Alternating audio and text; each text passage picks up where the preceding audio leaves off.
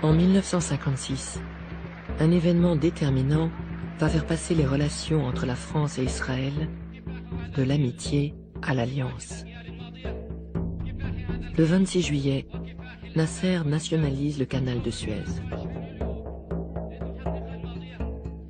Ce coup de force déclenche la colère des Français et des Britanniques, qui en sont les principaux actionnaires. Ils décident alors de se débarrasser de Nasser et demandent aux Israéliens d'être leurs complices pour attaquer l'Égypte. On a considéré que c'était une provocation de Nasser et que le moment était venu de l'abattre. Bon, on allait gagner la guerre d'Algérie au Caire. Alors l'une des raisons, c'est l'obsession française de croire que la guerre d'Algérie est quelque part pilotée à partir du Caire. Et donc dans un certain nombre de cercles français, dirigeants français, on va penser que faire tomber le régime de Nasser produira la victoire française en Algérie. Les Français et les Anglais cherchent un prétexte parce qu'ils ne veulent pas attaquer l'Égypte sans prétexte. Et ce qu'ils veulent en fait, c'est qu'Israël tire les marrons du feu. Ça veut dire qu'Israël attaque l'Égypte.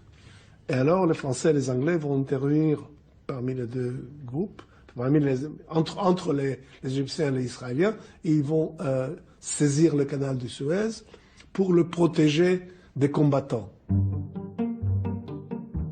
Pour mettre au point le plan d'attaque, les trois alliés se réunissent secrètement dans une villa à Sèvres, en banlieue parisienne. Mais le premier ministre israélien Ben Gourion hésite jusqu'au bout à s'engager. Nous allons parachuter 400 paras, ça veut dire un bataillon de paras, tout près du canal de Suez. Les Français et les Anglais, dans l'espace de quelques heures, envoient un ultimatum aux deux côtés en disant éloignez-vous de 15-16 km du canal de Suez. Ce qui veut dire pour l'Israélien, ils ont le droit d'avancer d'environ 300 km jusqu'au canal et les Égyptiens doivent se replier de l'autre côté du canal. Bien sûr qu'Israël va accepter, parce que c'est nous qui rédigeons le contrat. Les Égyptiens vont refuser, et ça c'est une bonne raison pour les Anglais et les Français de commencer. Ils vont commencer par des bombardements des aéroports, des bases aériennes égyptiennes, et après ils vont débarquer. Le 29 octobre, l'opération de Suez est lancée. Grâce aux Israéliens, les Français et les Britanniques tiennent enfin leur prétexte pour attaquer l'Égypte. Ils sautent sur Port Saïd, reprennent le contrôle du canal et s'apprêtent à marcher sur le Caire. Mais ils sont stoppés net par les Soviétiques et les Américains, qui décrètent un cessez-le-feu immédiat. L'expédition de Suez tourne au fiasco.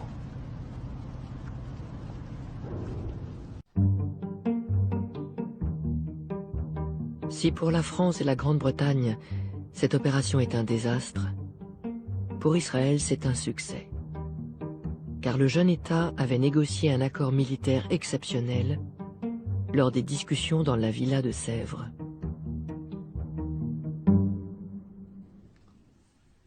בינתיים, כשהתנהל המשא ומתן הזה, אנחנו התחלנו משא ומתן עם צרפת להקים כור גרעיני.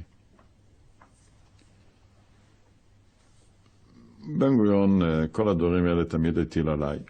אני הייתי אדם צעיר מאוד, אז הייתי בין 30 או 29, 30, משהו כזה. וברגע האחרון נתקלנו בקשיים מצד הצרפתים. אמרתי לבן גוריון, בוא נפסיק רגע את המשא ומתן. אני רוצה שנקבל הבטחה בעניין הזה. אמר בסדר.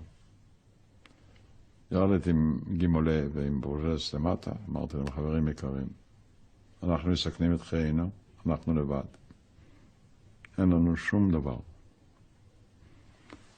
אנחנו לא רוצים שום פצצות גרעיניות. אנחנו רוצים דבר שיראה כהרתעה.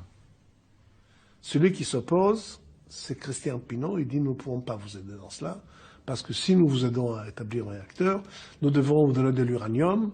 Or, par les régulations, par les règles de l'Euratom, nous ne pouvons pas fournir de l'uranium à un pays étranger à l'Europe. Alors Shimon lui dit, bon, il n'y a pas de problème. Alors au lieu de nous vendre l'uranium, prêtez-le nous. Vous allez nous prêter l'uranium, nous allons l'utiliser, et après on va vous le rendre. Ainsi, il n'y a pas de fourniture d'uranium à un pays étranger. Et Pinault dit oui, ça peut aller. Et alors ça commence.